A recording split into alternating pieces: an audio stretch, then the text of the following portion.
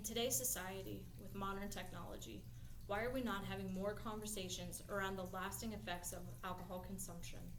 I'm not meaning casual consumption, a glass of wine here or there. I'm referring to the kind of consumption that can alter the course of someone's life, the lasting effects on our immune system, as well as a potential fetus, or something that seems as simple as social media usage in young adults. After reviewing many peer-reviewed articles and online journals, I'd like to discuss these areas of alcohol consumption that are rarely discussed and have lasting consequences. There are 3 areas of inclusion that I'd like to talk about today. Primarily the human body and the immune system, fetal alcohol spectrum disorders, and lastly, but not the least important, is young adult consumption and social media usage. Let's begin with understanding the immune system. This system is in place to help fight off the bad that happens within our body. How does alcohol consumption impact how the system works? Ultimately, it changes the process and disrupts our immune system's vigilance. In diseases like cirrhosis, the immune system creates intestinal bacteria overgrowth. This creates a mass amount of inflammation within our body that spreads throughout multiple organs. According to recent studies, Dr. Kremeyer shows that alcohol consumption increases the risk of pneumonia by 8% for every 10 to 20 grams of alcohol that is consumed each day.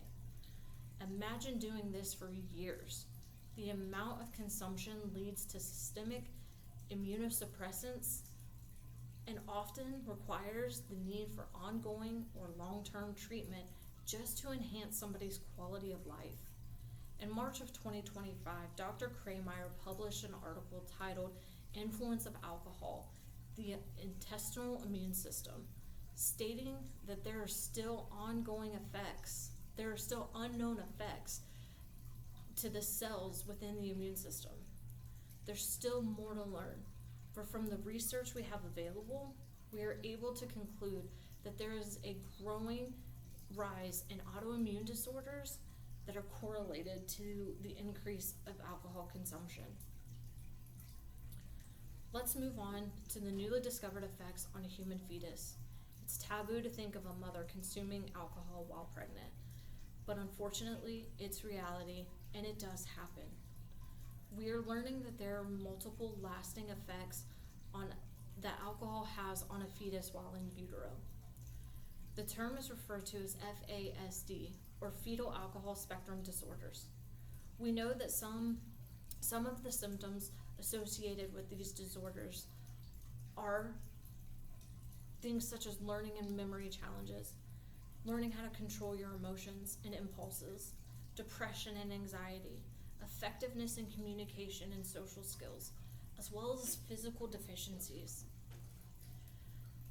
As Chelsea Vanderpreet shares in her article from the Alcohol Research Current Reviews Journal, there are opportunities for future clinical research to focus on further understanding these health challenges, how they evolve, and how effective our intervention approaches could improve outcomes for individuals with FASD. Lastly, I want to transition to the social media prospect. In March of 2025, Maya Lee Steers discusses in her article that 97% of social media content containing alcohol were approved or accepted by today's young adults. 15% of our young adults ranging from the ages of 18 to 29 years of age have met the criteria for having alcohol use related disorders. What does this mean? Our youth are seeking validation and acceptance from peers and others and are receiving praise for their content where alcohol is present. Research is showing themes of social media.